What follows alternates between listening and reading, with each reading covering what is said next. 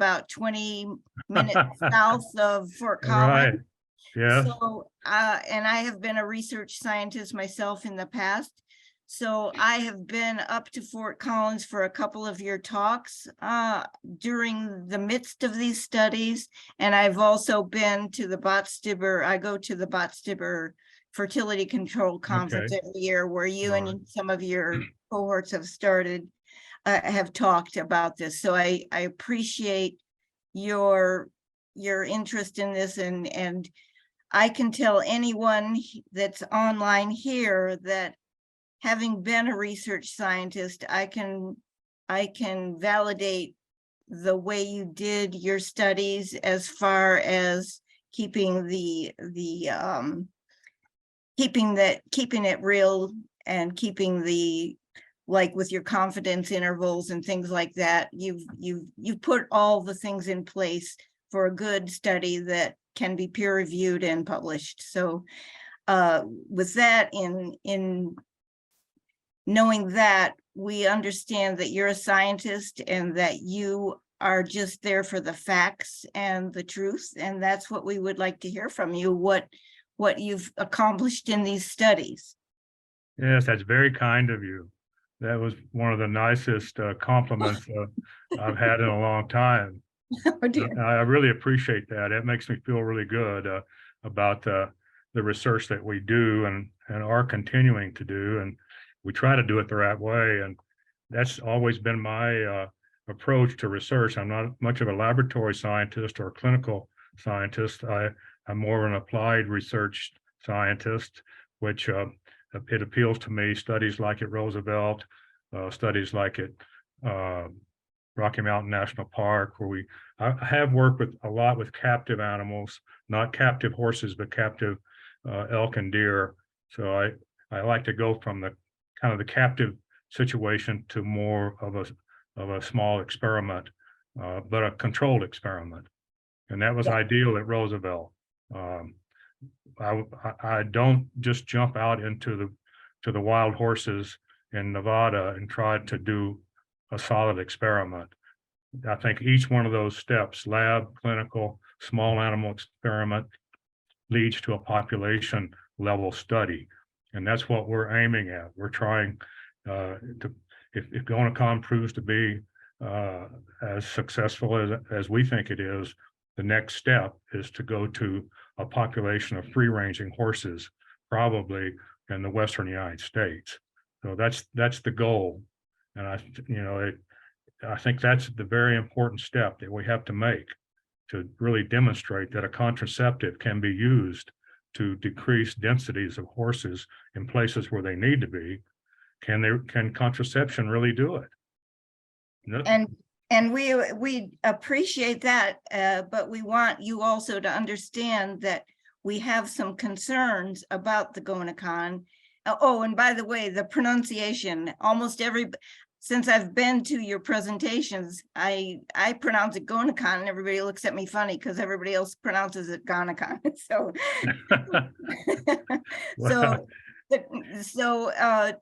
just the fact that, because there were some open-ended questions on your studies, there are some concerns. So we do want you to present what you would like to present about the different studies that you've been involved with there. Yeah, that's fine. I just don't know how much background you need. The work that you mentioned, the paper in PLOS One in 2018, that's readily available. I think I sent Chris copies of that, plus some other publications that deal with what you just mentioned, and that's the side effect of the effects on behavior. We have a couple of publications on that would supplement anything I have to say. But the way I guess to proceed is, I don't know if you want to start at the beginning when we first started this work. I can give you just a general evaluation of that. We were asked if that's what you'd like, and then That's a great place to start. Then I can get into how that ties into the study that you may have some conflicts with. Okay, and I don't think this group needs to know all the the nuts and bolts of how Yes. you approach the study, because just knowing the fact that you did it scientifically and right, I think that's probably sufficient, because just knowing how many, how you did this and how you did that, Yeah. what we're more interested in, I think, Chris, is the results, right? Yeah. Right. Well, that's probably the best use of our time is for me to summarize Right. for you. So the first study that we did basically was just to look at a single application of GonaCon and the horses at Roosevelt. And the opportunity for that came up at the 2009 roundup. Do you use the term roundup or gather? I don't want to offend anybody. You can use whichever one you want. Okay. But anyway, it's when we collected all the horses in 2009, and we designed the experiment where we randomly selected 25, almost 30 animals to be control and 30 animals to be receive a single application. And so that was the base, that was the very beginning. And then that was in 2009. So following the application of GonaCon, we monitored these horses every year. I had some of the greatest technicians in the world, and they spent many, many hours. We observed these horses. Every mare was observed. At least 95 to 100% of those mares were observed every week. So the quality, like you say, was there. And basically, in any of the studies I'm talking about, we're talking about effectiveness, how long is it effective, and what are the side effects. Breaking it down into very simple terms, I can elaborate on each one, but those are the three things that we feel are the most important measurements.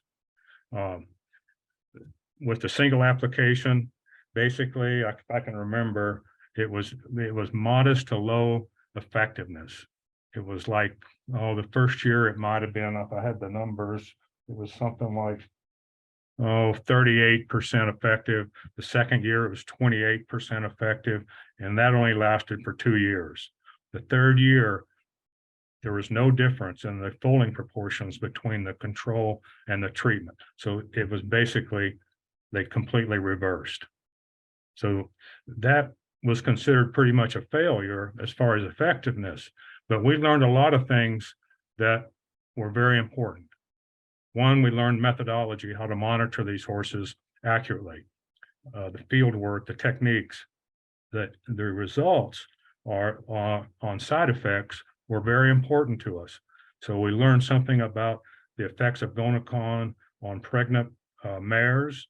We learned something about the effects on neonates, neonate survival, natal survival, behavior, body condition, injection site reactions, and so on.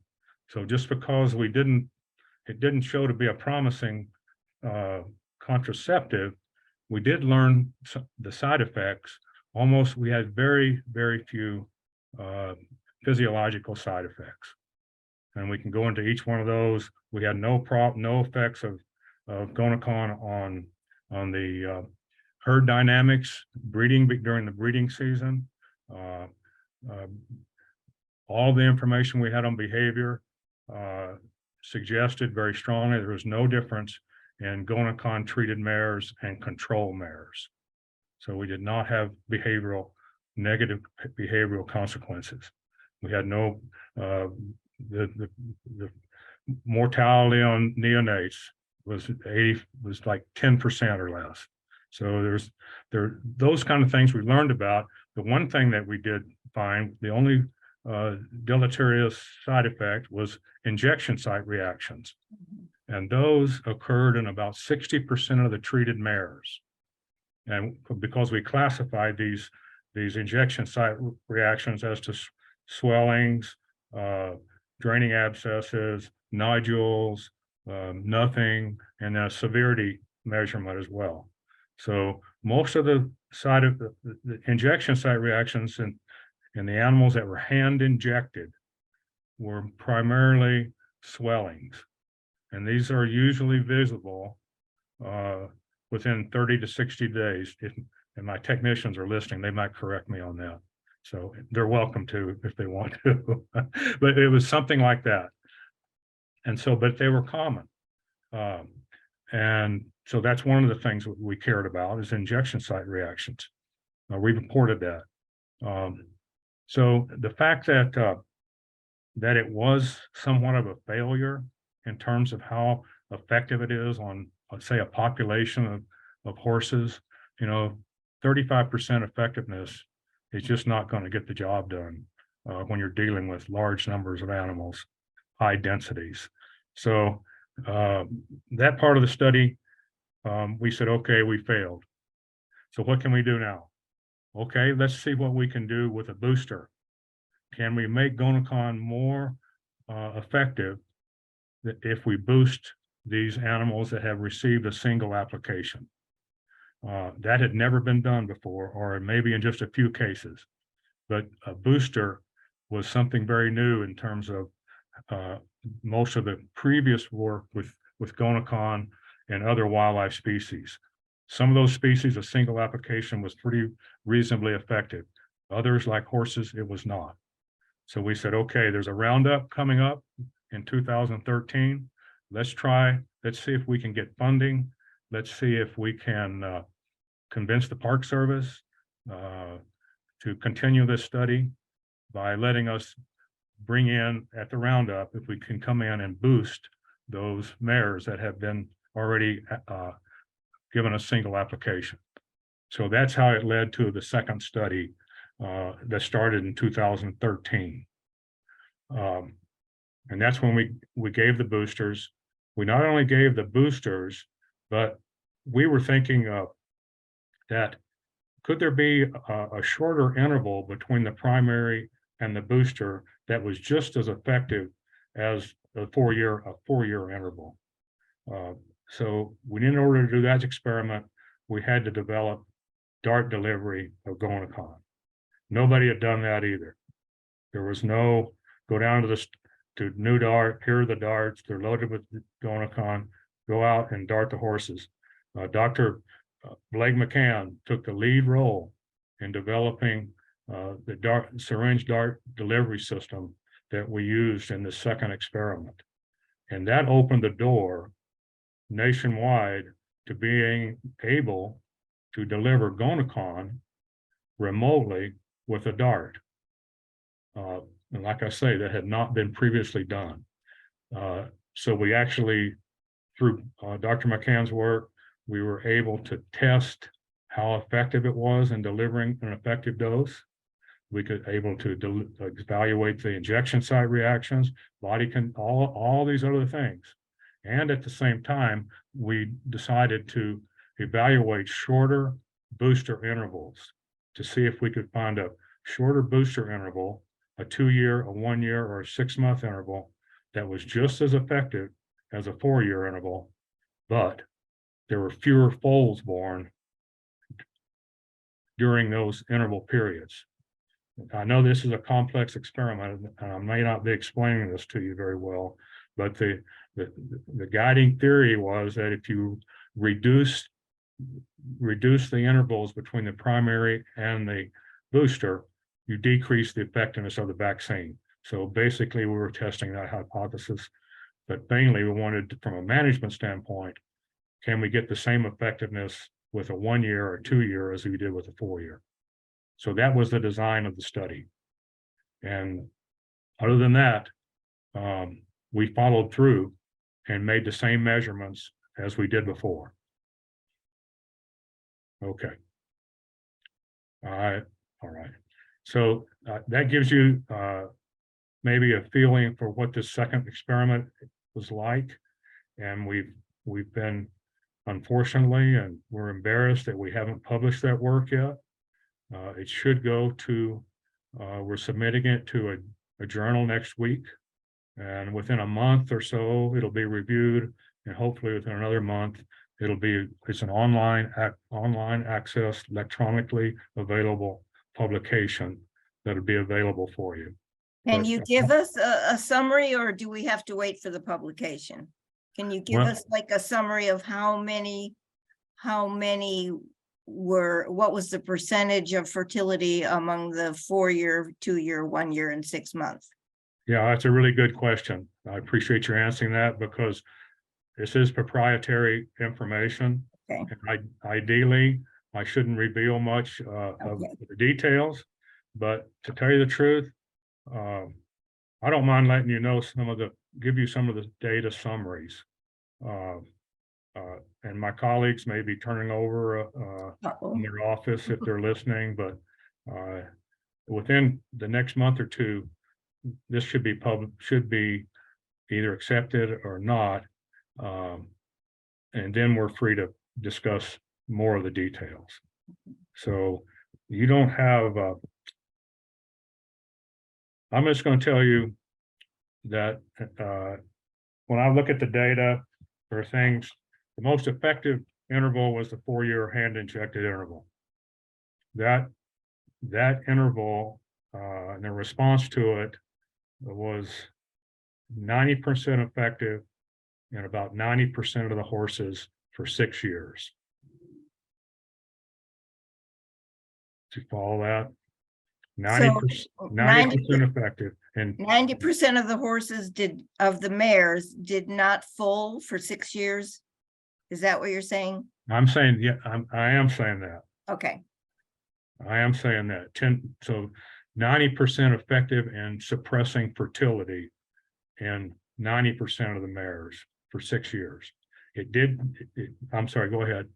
Oh, I was just going to ask, that is one of our concerns as advocates, is if they did not produce a foal for 6 years, at every one of the 4 presentations I went to on this subject, they always said they had no end zone or no end time to when, if ever, those mares would return to fertility. Do you have more information on that now?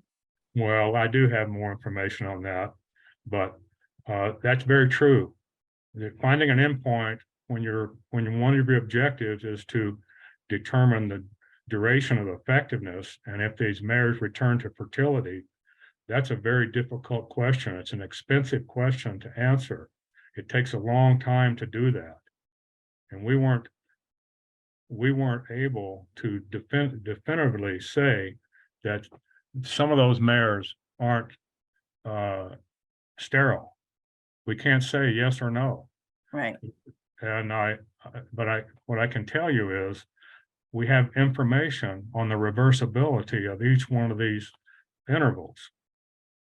So I can tell you at the time when the experiment was terminated, I can tell you up to that point what the reversibility of horses were in each one of those treatment groups. And overall, without breaking it down into individual treatment groups, about 40% of the mares reversed over that time period. And was there an age difference in those? Because some of the older mares were probably less likely to reverse than That's some of right. That's a very good point. And so their fertility was age suppressed probably, but we don't know that. Right. Most of these mares were from when we started the experiment, 4 to 8 years old. And so 6 years later, getting into 14, but that's a possibility. But we had the same type of mares in the control group. So that really answers the question. In our control group, the folding rates of the control varied from 80 to 90% every year of the experiment. That's why it's important to balance ages in a control and in a treatment group. And that's what we did in that first experiment. So if you don't mind, I would like to ask another question in relation to that, and it may just be an opinion without fact on your end, but with what the BLM is doing now in certain herd areas is when they round up the horses and then they select some mares for releasing, they treat them once with GonaCon at capture then they hold them for 30 days and then give them their booster. Do you have any inclination of what a 30-day booster would do in reference to your other points of 4 years, 2 years, 1 year, 6 months? Well, that's a tough one because let me just say that the results associated with those treatment groups, these were all DART delivered GonaCon treatments. And there were about 10 or 15 mares in each one of those treatment groups. But that wasn't enough mares. Unfortunately, the variation we had in effectiveness made it such that there was really no statistical difference between 6 months, 1 and 2.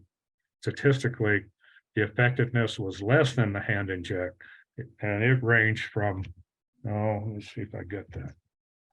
Instead of a 90%, it ranged from more like 50 to 80% over a 3-year period. What is your opinion as to why the hand injection is more effective than the DART? That is a universal discussion among all of my research partners, and we all have kind of different ideas about that. I can throw some of those out, but it's a future research that needs to be conducted.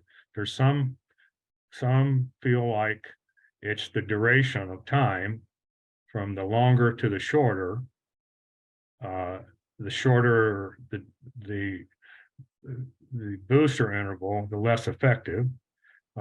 Some think it's the way that the GonaCon is distributed into muscle tissue with a DART compared to hand injection. It sets up in a bolus and a more defined bolus in a hand injection, it's thought. And when you DART the animal, you get much more of a spread out type of distribution of GonaCon. But there are no experiments, there's no results to suggest that's the reason. So could the reverse also be true, that it's not necessarily the time span, because on your 4-year interval, those were hand injections, right? That's right, there's a difference. And then with your 2, 1, and 6 months, those were DARTs. So when you're saying that the time interval is the contributing factor, could it also be that the DART versus the hand is a contributing factor? Yes, all of that is probably interrelated. Okay. But next to your question about the 30-day, I was aware of that 30-day because that's more conducive to their management operations. But I would not, I mean, that deviates quite a bit from our experiment to project that a 30-day is going to result in the same effectiveness and the same level of side effects and the same duration as any of ours is a stretch. But if that's kind of another experiment, that's what outside the data that we collected, but it's something that fits their management. And so if it does show to be just as effective, well, that's going to be beneficial to their program. And in your research papers that you've published, you say time after time that more research is needed before managers should be using this. And there they are going ahead and just doing their own thing. How is that affecting the research, or not? Because obviously they are not under the scientific constraints that the university is. Yes. Well, we just basically say these are the results that we collected under these conditions. If you choose to deviate from the way this experiment was designed, we're not going to take any responsibility for the failure or the success of what you're doing. And that's really that's a disclaimer that I make a lot. Okay, you want to load the darts a different way than we did? You want to use a different dose than we did? Blah, blah, blah. Go ahead. But we don't recommend that. It's not supported by your evidence. Yeah. Ginger, do you know if the BLM is hand injecting mares then, since they have them captured? Chris, I have not heard that, and I would be very surprised if they didn't. I mean, I would think what we showed would suggest that the hand injection may be superior. I don't, my feeling on the dart delivery, and some of my colleagues may disagree with me, but basically what I see, a larger picture of our results is that on ranges where horses are way over abundant, where they've got to really be removed,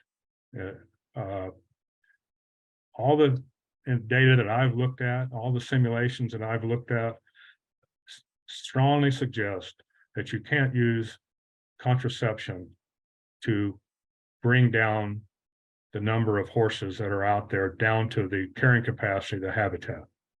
There's just too many and they live so long. So I don't know how they're going to get away from doing roundups and removing horses until they get down to a level. And I don't know what that level is, but they know they can do simulations and with their modeling and say, okay, the carrying capacity is such, we're 50% over carrying capacity. We need to remove this many animals, and then the residual animals we will treat with GonaCon. That's one use of the 4-year interval. And the discussions around the AMLs and the carrying capacity, that's a kind of a separate issue apart from your study. But to answer you, Chris, here in Colorado, the last roundup of the peons horses in the peons HMA, they kept 50 mares. And they did hand inject them. They run them through the chutes. And then they held them for 30 days, re-injected them, and then turned them loose. Okay. Because I think, like, from an advocacy standpoint, and I appreciate what you said earlier, we probably are on the same page in a lot of different ways. Where we get concerned and get alarmed as advocates is when we hear that, initially you had 19 of 24 mares that didn't return to fertility. And then we start talking about permanent sterilization. And while that could have a place in wild horse advocacy, given the relationship that wild horse advocates have with organizations like the BLM and the National Park Service, it gets concerning for them to have something like that in their arsenal. If they were giving something that was possibly permanently sterilizing older mares that were well represented genetically, I don't think a lot of people would have a problem with that. But when you're giving a 2-year-old, like now at Theodore Roosevelt National Park, and I'd like your opinion on this, now their management is to give every female horse 8 months old and up GonaCon every year. So now right. So what are the implications of that? And what are your thoughts on that? Yeah, that's very concerning to I us. have to say, I didn't know that. Yeah. In 2020, they filled out a categorical exclusion saying that every female horse 8 months old and up would be getting GonaCon. Well, if you want to put yourself in their place with the horses they're dealing with, so many of them, I can see the rationale behind that. I mean, it's what is that doing? Except for a place like the national park where there's only less than 200 horses, it's very easy to do something less radical to that small population. Yes, that's exactly right. That's a great point. And even though we were so disappointed in the shorter intervals not being as effective, but their duration was shorter. So here are contraceptives delivered by darts that are most suited for small populations of horses that are confined geographically.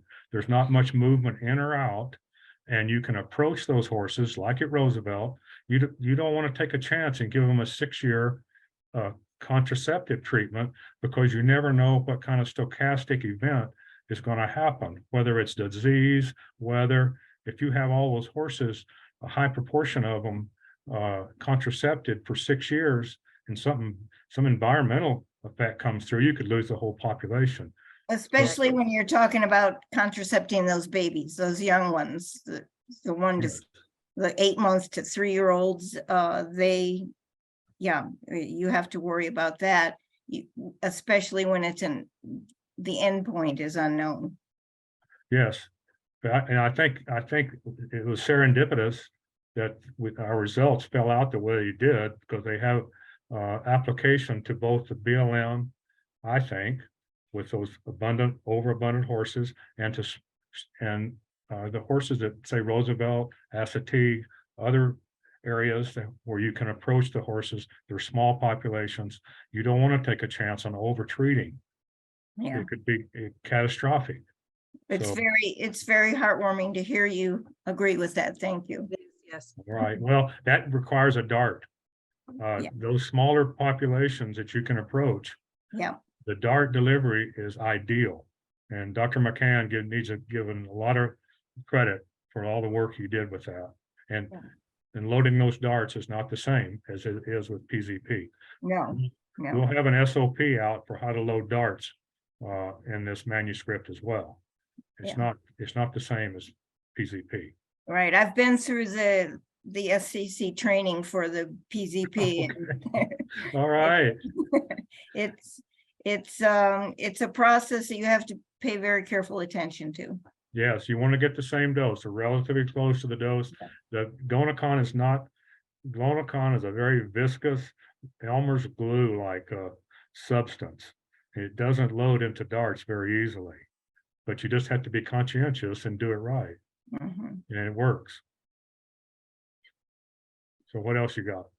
So do you know, because it did come out in the AWHC FOIA, the 19 to 24 mares, have any of them returned to fertility, and do you know who they are, I guess? I don't know who I know which I don't know which mares they are. Okay, I know which ones I can find out. All I gotta do is look and see which ones have foaled as of 2020, but I'm sure someone at the park would know that. Did you mark the treated and the study horses with some kind of a freeze brand or something to know which was which? I know you said that you wanted to keep it a blind study, so you wouldn't say which ones were in the control group and which ones were treated, but that the observers could pretty much tell which ones were treated by the abscesses and swelling. That's right. But I think what Chris would like to know is, she knows all these horses by name, and Right. you probably had to do them by number. I had them by number, the text had them by name. She would like to somehow merge those data files to see which mares have been treated, which mares haven't. And like you said, you can tell pretty much by the foals at their side, but it would really help Chris and her group to match your data with what she knows these horses by name. I understand. It's not in my jurisdiction to do that, but if you made a request to the park, you might be surprised. Okay. Because the answer to if you gave them a freeze band or not to see if they were part of the study, or pretty much all of them were part of a study, because at the roundup you tried rounding every horse up, and then some of them were culled, that you call non-lethal culling, where they're just removed. Yes. And most of those were bachelor stallions. Yes. Or really young ones. Yeah. Yes.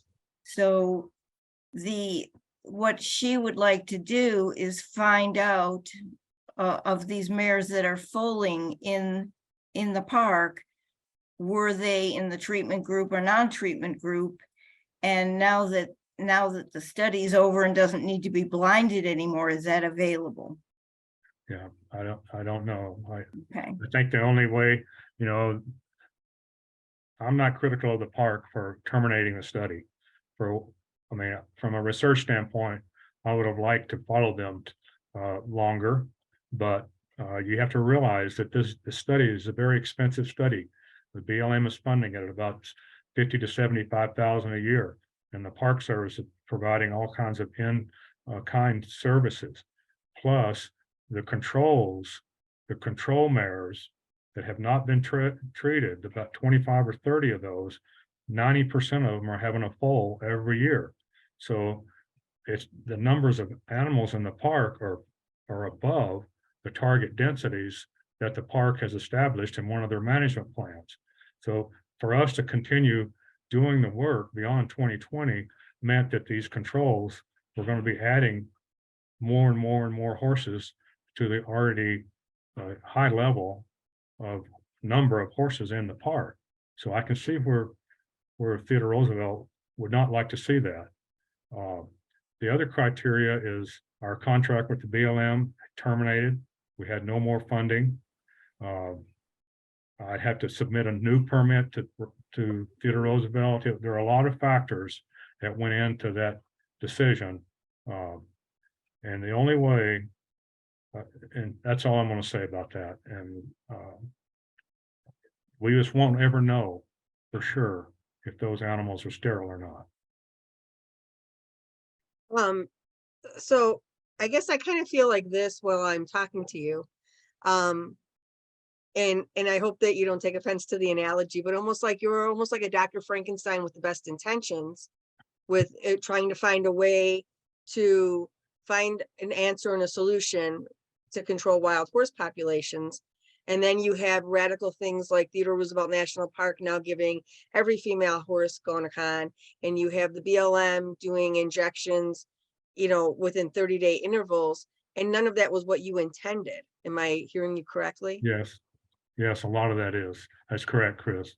It just, when it goes out of the realm of the research project, it's whoever decides to take it on and apply it has their own agenda, in my mind. It may not be the agenda of our research project.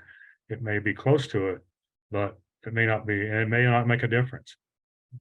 Maybe there's enough variability in there that won't make a difference. But I know that was a problem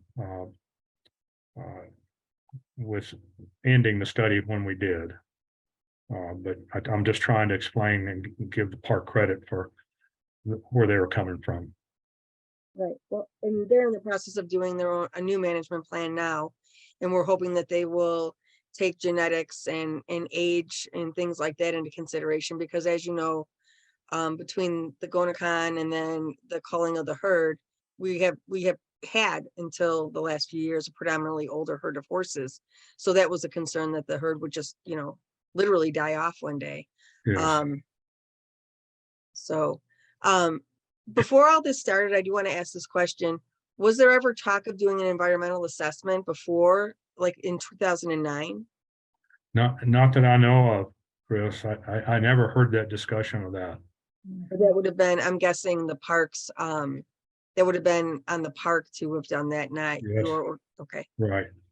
Well, we had Animal Care and Use Committee review our protocols to make sure there were no animal welfare issues that were being violated.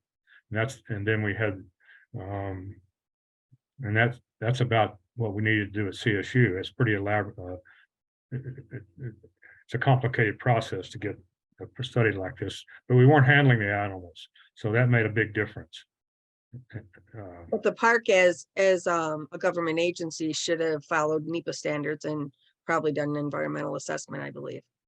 Well, if you say so, you know better than I do. But Ginger, I mean, I think that you would be a good person to ask that question then too.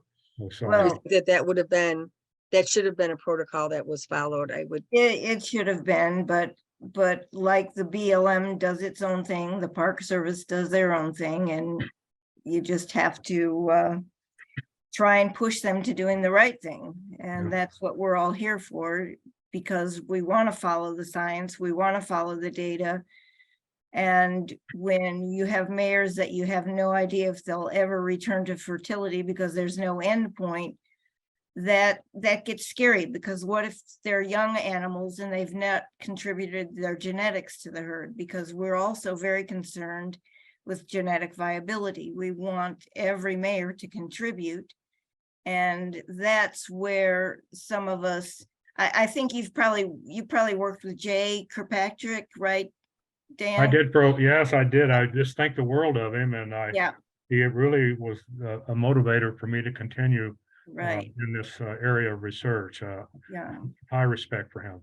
Yeah, and that's where the PZP, will absolutely return a mare to fertility after 3 years, but by 3 years. Some lose it at 3, 4, or 5 years. It's a little bit different, but that you can always return to fertility within that 3-year period. But with the GonaCon, what we're concerned about is this no end point, and that's the scary part to us. Yeah, I can see that. Even though I've tried to give you the data regarding the reversibility, Right, some of the 1 and 2 year old, 1 and 2 year boosters, we're looking at 50 and 60% reversibility. right, And that's comparable to what we saw with the single, but lower reversibility for the 4-year, more Yeah. like 30%. But Yeah. it does tell you that the mechanism of action is working in terms of that once the levels of GonaCon, the antigen decrease, then, and that's what the booster is supposed to do. It was supposed to increase, and it did, the concentration of antibodies in the animal Right. to prevent fertility. And it gradually declines. And we know with vaccines, whether it's COVID or whatever, there's a lot of individual variation. yes, So it's hard to say, but it looks to me, say if we didn't have any reversibility, I would be more concerned. right, But the fact that we do see 40% across the board, I'm not as concerned that the other end, it's a long-term reversible fertility control agent is the way I would care to look at So again, that was your intent, as we said, it's like the Dr. Frankenstein of this. So let me ask you this.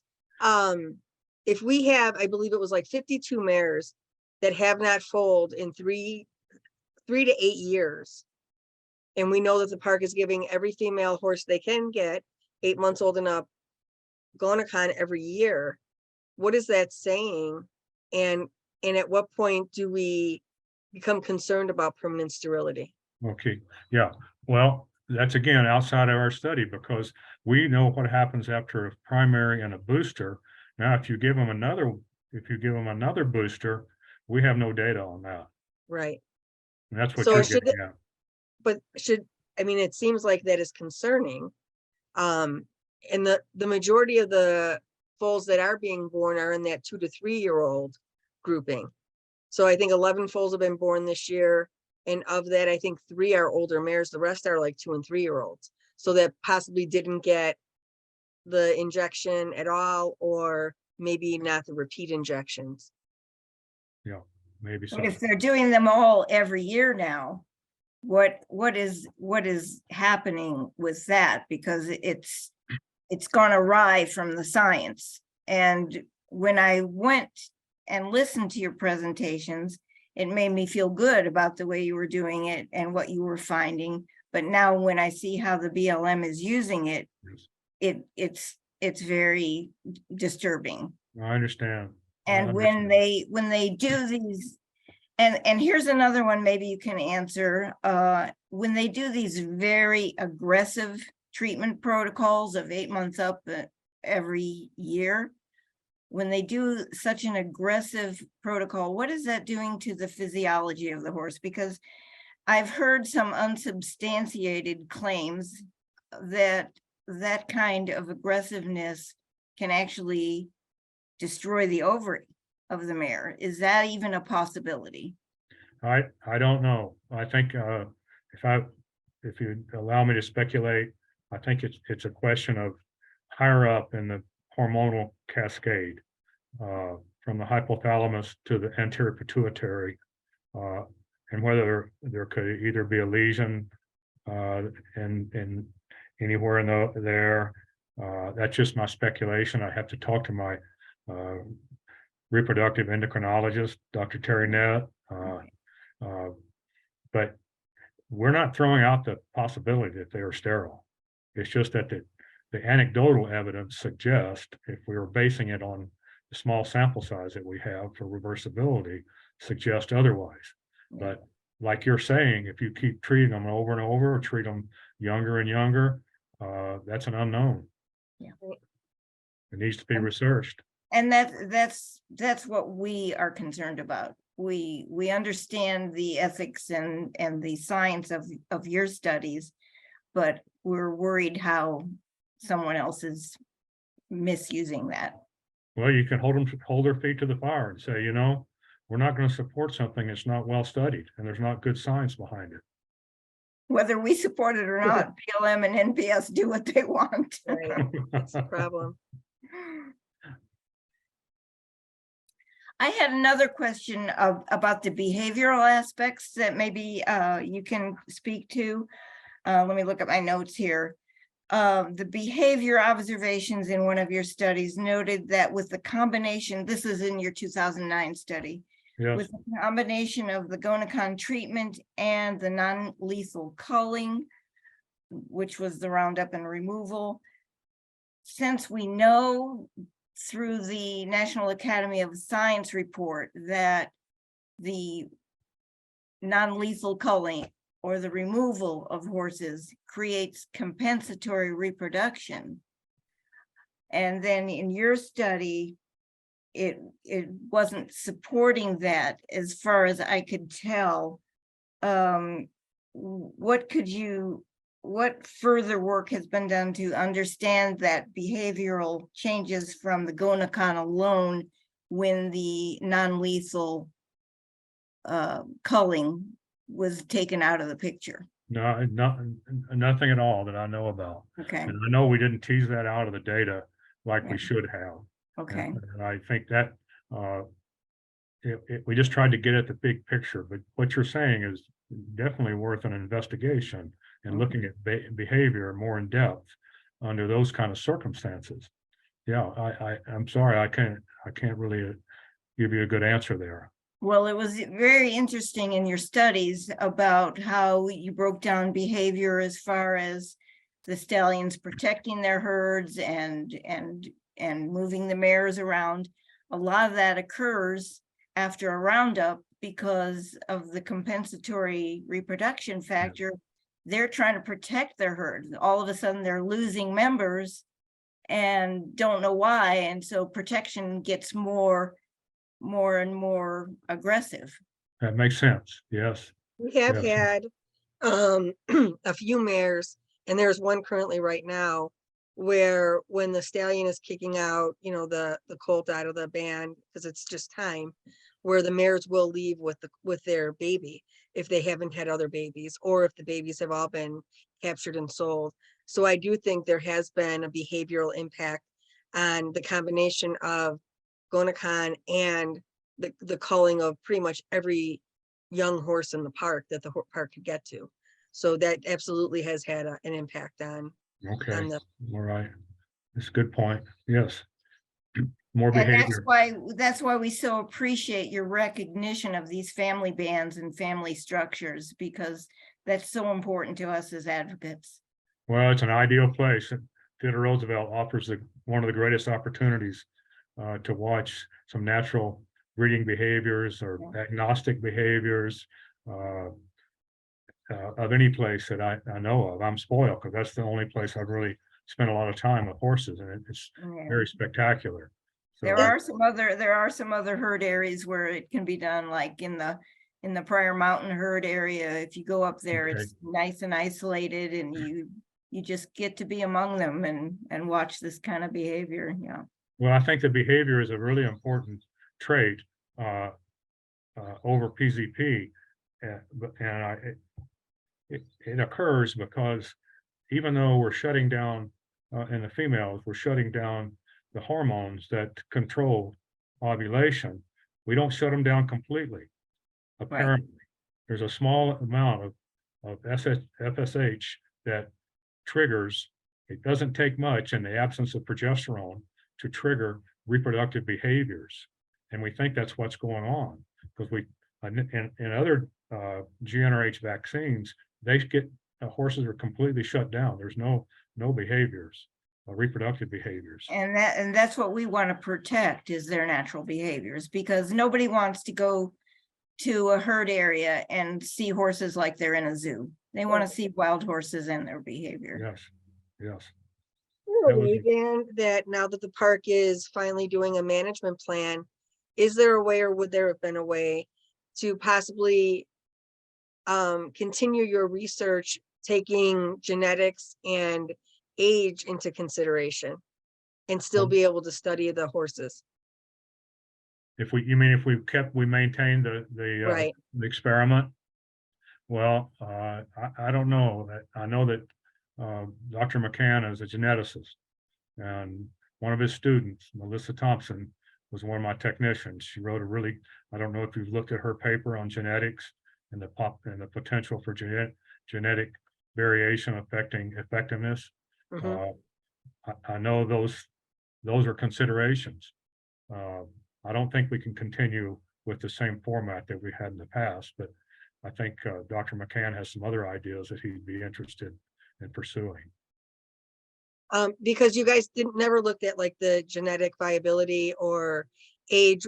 I mean, this was just pretty much blind on who you were treating and who you weren't for your experimentation part of it. That's right. That's right. Someone asked, do you think that giving horses GonaCon every year will affect the health or the rate of miscarrying foals? Oh, crap. That's a tough one. I don't know. I wouldn't even want to guess on that. I think a better equine reproductive person might be able to give you the answers, and that would be one of my colleagues, Jason Bremer, Dr. Jason Bremer. I think if that person wants to send me an email, I'd be glad to forward that to Dr. Bremer, and I know he would give you a much more intelligent answer than I can. Okay. Well, we also appreciate the honesty of the scientists, because we understand you're interested in the science and the facts. And sometimes from the other end of things, we get different opinions masquerading as facts. So Yeah, I don't want to stick my neck out too far. I'm not a horse person, you know. yeah. I love them, and I love working with them, but I'm not like a lot of my technicians and friends who, live 24 hours a day with them. Yeah. I don't know if we have any other questions that you didn't. You didn't ask me about I don't know why I won't even bring this up, but Mhm. you didn't ask me about the injection site reactions with the dart. And Oh. that's I was going to while you guys were talking, then we got into other things, but that is a concern, because it seems like once, as the dart, if I'm right, as the dart progressed, and as they found different delivery systems, correct? Like it evolved. So as the dart delivery system evolved, it seems like the abscesses got worse. And I think that is that in part between the oil base within there and also the velocity of the dart. Or the viscosity of Right. that you said it's a gooier substance than your PZP, which is a fluid. Yes, I think of all those three that you just mentioned, I think the oil and water, the adjuvant that's used in the GonaCon formulation has a lot to do with the severity of those draining abscesses. Unfortunately, that may be one of the most important things, one of the most important factors related to the duration of effectiveness that we get in GonaCon. It's the adjuvant in a combination with the darting of the tissue damage, and it could be the distribution of the GonaCon. But I just want to say that we saw about 90% of the horses in our study, and it'll be in the next manuscript, showed some evidence of swelling or draining abscess. Almost all of those were draining abscess. There was like 20% of the injection site reactions that were related to draining were recorded as draining abscesses, about 20%. And Now, what was the difference between the hand injections and the dart injections, if any? well, the hand injections, we only had 1 or 2% With the draining abscess? abscesses. Okay. They're almost all swellings. And I was trying to think with the thing about there's one of any of my technicians are listening, they can answer this better than I can because they saw them all the time. They took photos of them. And we did see these draining abscesses could be very concerning, especially early on or when they finally break and drain. But once they break and drain, it seems like within 30 days, they're starting to heal already. And that abscess is becoming a scab. And it's very hard to detect after 60 days. So it heals faster.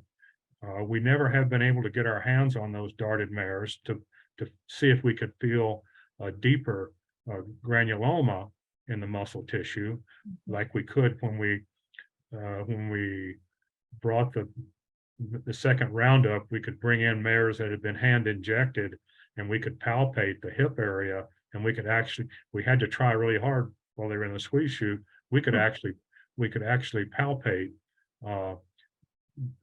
the granuloma that was still there. But the bottom line is we don't see any lameness. We don't see any issues with range of motion. We don't see any concerning side effects, even though visually they are concerning. It's just ugly. There is ugly. So I That's think right. like when I first started following the herd in 2016, it was like you said, just like a swollen lump on the side. And I think most of the mares still have that. Like there still is that it just became part of their You can see their it. makeup That's right. now. Yeah. But then as the dart evolved, that's where the weeping abscesses and those came. But I also think, and someone else is asking too, I'm guessing that the GonaCon as it's injected also itches, so then they're also scratching, which is also opening up that wound as well. That's a good point. I had never thought about that. Isn't that might be one of your technicians? Is Margot one of your technicians? Who? Bauer, yes. Ma- It was one. Oh, but yeah. Maggie, yeah. Maggie, yeah, Maggie is. Yeah. Yeah.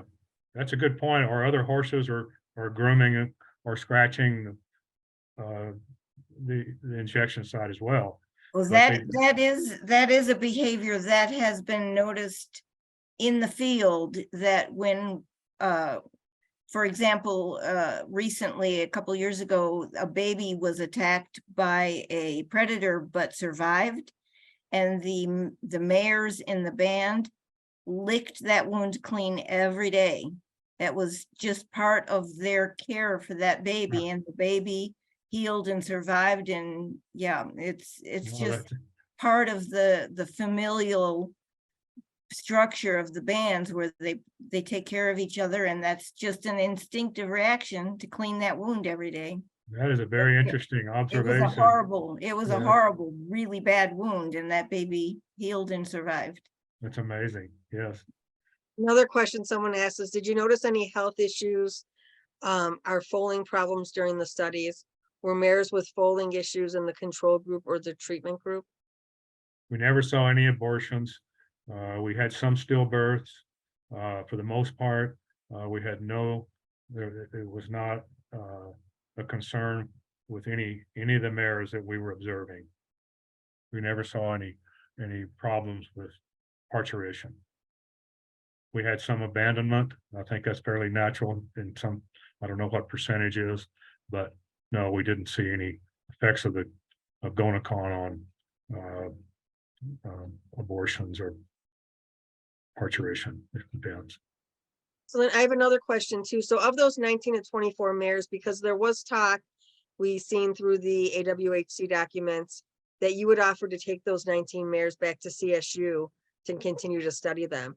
So would that have been truly to let them live their lives out and see if they return to fertility? Like what was the thought process there? I know you're saying it's expensive to do that in the park. So I'm guessing that's part of the reason why you had made that offer. But if you want to talk about that a little bit, I think that would. That's coming from an ambitious researcher. Would like to who would like to get an answer to a question that was going to be very difficult to do in the park, to get a very definitive answer as to whether the mare was sterile or not was not going to be a very simple operation. First of all, you'd have to immobilize the mares to get blood samples to look at antibody titers. So now you're going through immobilization, and you've got animals on the ground, and you're taking blood samples and you're reversing them, and then you got expense in the lab to run the antibody titers. And I wanting to get to the answer to that question, thought, well, okay, we'll just take a few mares, as many as they give us. Probably was a terrible idea to start with, but we could make a great home for them here at CSU, and we could do a lot of different measurements to not terminal experiments, but we could do many other, we could do some studies where we could actually test whether they were sterile or not. And we thought this was the best place to do it rather than the field at Roosevelt. So that fell through. So Or you can see we're reading that as an advocate, it's quite alarming. So I'm glad that you could clear that up a little bit. I didn't think any of the advocates would want me taking horses out Correct, of the park in the middle of the night. right, correct. All right, that's a good question. So then I'm guessing that since you're surprised that the park is giving every female horse 8 months old and up GonaCon, then they're not sharing information with you or CSU anymore? That's off limits for our discussion. I'm not involved in any of the management plan. I'm not being consulted. Our data, I think, is being useful to help them look at alternatives. But I'm not just saying this because I don't want to answer it. I'm just not involved. It's out of my jurisdiction, and I'm glad to provide any consultation that they would like, but I'm just not. I'm not informed. Okay. Well, we certainly appreciate your time today and spending Oh, you're time welcome. with us, helping us. You're Does very anyone welcome. else have any questions before we all go? I'm gonna give a couple minutes for someone to type in any questions, but I guess, well, this was a question too. If we're treating horses every year, then it gets hard to say where sterility comes in. But at what point where a mare's not foaling when she's been treated, where does that, like, where does your definition of sterility come in? So if it was the way that you had done it, so, you know, in 2009, sorry, and then in 2013, you boosted, where do you start seeing or thinking that there's a sterility factor after how much time has passed? Yeah. Well, one of the problems is in assessing sterility is one of the ways we did it was with the first experiment where we looked at the foaling rates of the control and the treatment. So when the treated mares' foaling rates were no longer different from the controls, it's very obvious that, I mean, it's conclusive that there's no difference.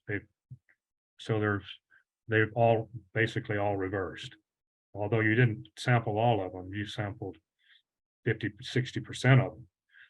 I don't think I'm getting at this question the way they want me to, but to try to come up with that with these highly effective treatments so that we could wait forever. We'd never be able to wait for the 4-year interval reversibility to be the same as it is for the controls.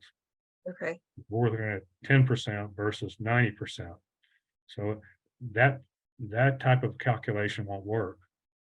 So it's more like you need some physical evidence. And I don't know I don't have a good answer for you. I'm sorry. but is it generally 4 years return to fertility? Generally, Pardon me? 4 years return to fertility? Is that like a general guidepost, I guess? 4 years, a 4-year interval. Okay. So we had at least 6 years of infertility or 90% infertility. Okay, I think Chris was asking about the return to fertility, but that was done with your 1-dose study. And that some returned in 2 years and some in 3 years, right? Yes. Is that what you meant, Chris? yes. And then, so another question, and this is maybe just help to like debunk a myth if this is true. A lot of people believe, or it's out there a lot, that 2 injections of GonaCon will cause permanent sterility. And I think that probably came from the 19 to 24 mares that didn't return to fertility for 6 years. But so is there any truth to that? Or is that somewhere where we should be alarmed?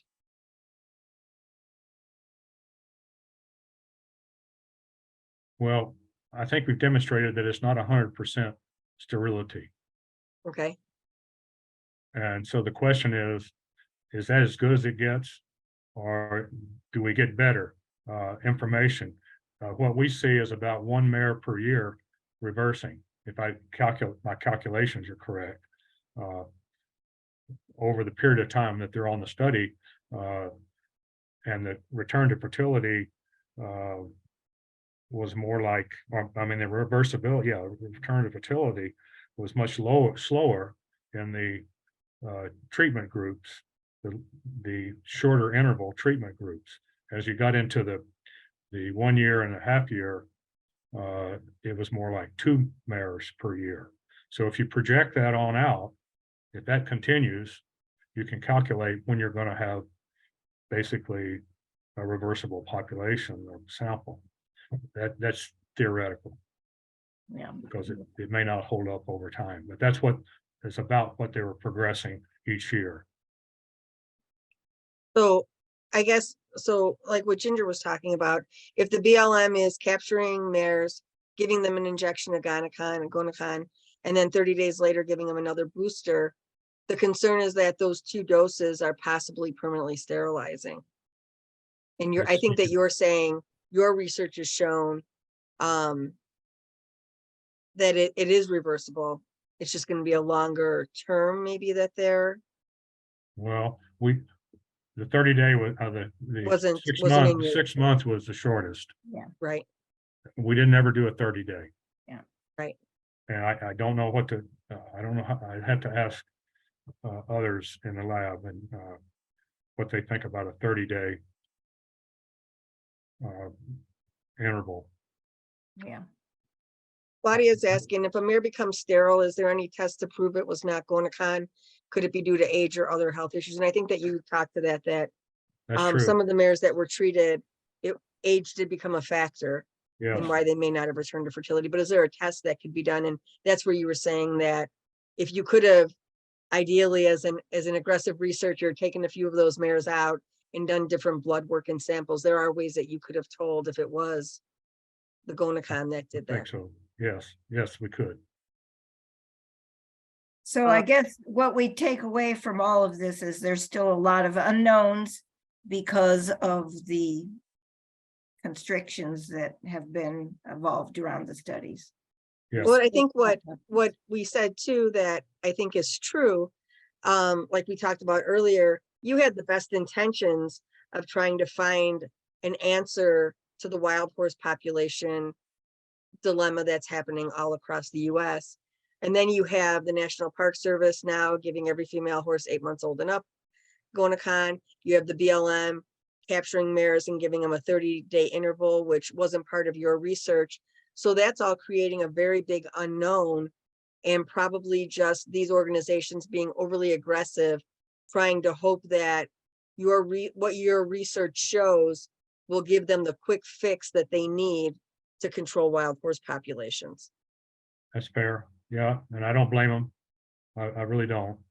I don't think it can be called research, but it's more of a management approach to seeing if a 30-day will give them, what kind of effectiveness do we get? What if we get it's 30% effective, or it's 45 effective? And then how long does it last? You know, to follow up those kind of questions, those could be done in the field if study plans were presented and they had some rigorous statistics involved, and a field study could be done to answer that question.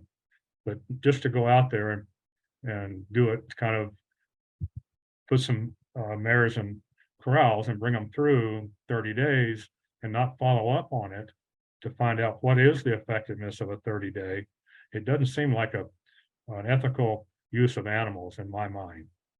And yet, when we talk about PZP, we have 35 years of data, and we know that the primer and then the booster will give you 1 year at least of fertility, and that can either be reversed or you continue it for additional years and a booster a year. But we know those things because there's been so much study and data on it. And yet they're not allowing the GonaCon studies to, they're just kind of doing their own thing. Right. And then I think that the concern then too is that, are they, like, what kind of follow-up are they doing, and who is following up?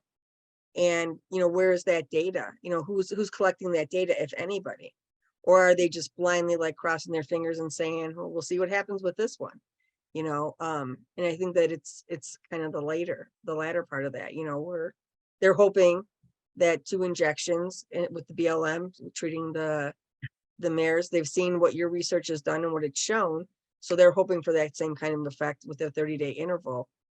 And yet we just don't know. And for example, with the peons horses, it would be nice if the BLM could coordinate with the boots on the ground advocates who know the horses and say, these are the 50 horses that were treated, and you guys follow them and see what happens. At least. Yeah, at least, right. Yeah. Well, I can understand that, you know, with the 4-year interval, it's so effective, but you got to realize it takes 4 years before you get effective contraception. So year 1, you're pretty close to what the controls are producing. And we have data on that actually over that 4-year period. What is the foaling rates of these mares? So there's foals that are hitting the ground for 4 years. And that's what they, I think, would like to get away from, and I don't blame them. And that's why a shorter interval would be much more conducive. And there is a new, you should be aware of a simulation model called Pop Equus. I don't know if you've ever heard of that. Yeah. It's yeah. a simulation model that is really well done by scientists at USGS, and they're going to plug in, at least I hope they will, and they may be doing it now. It calculates the cost of certain contraceptive strategies, the effectiveness of it. It takes in demographics of a simulated population, and it throws all that information out for managers to look at and say, oh, it's more effective if we do a 2-year than it is a 4-year, because so many more foals are being born with the 4-year versus the 2. And what's the cost of that? So that leads into a test of a simulation model with a population level study. And I want to emphasize that those have not been done with GonaCon. Right. Very few of them have been done with PZP. And we just need to get to that population test where we're not dealing with these individual, you know, named horses. We're dealing with the population of horses. And then we monitor those over time. and see if GonaCon can actually reduce the densities at a given rate of treatment. So those Yeah. are, I can't emphasize that enough. So you could do it with our data is perfect for these simulations to say, which one of these strategies are we going to recommend for the BLM? Dan, I actually participated in one of those POPEC simulation study, where they divided into 4 different scenarios. This was at the Freeze conference last fall. Okay, So we participated in that. So I understand what you're saying about how those work. But again, when you go off script and off study, then everything's an unknown. yes, I agree. And I think it's the monitoring part, I think that's concerning, because so now 2020, Theodore Roosevelt National Park announces we're gonna give every female horse 8 months old and up GonaCon. 2020, we have 42 births. 2021, we have 20 something births. And then the following year we have 15.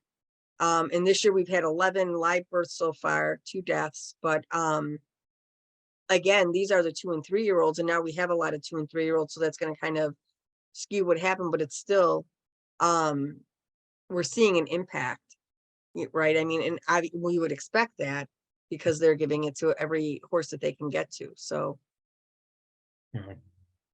but again, then the monitoring part is that I think what's missing. So like where if you were there during the research, you'd be monitoring, okay, what's happening, what's, I don't know that the National Park Service or the BLM are doing the monitoring part. I think they're more just, do you agree, Ginger? Like they're just crossing their fingers, hoping they've got a solution. Yeah, and right there, it's throw it up against the wall, see what sticks. So someone asked, is there anything legal binding to individuals who worked on this study to not disclose information specifically?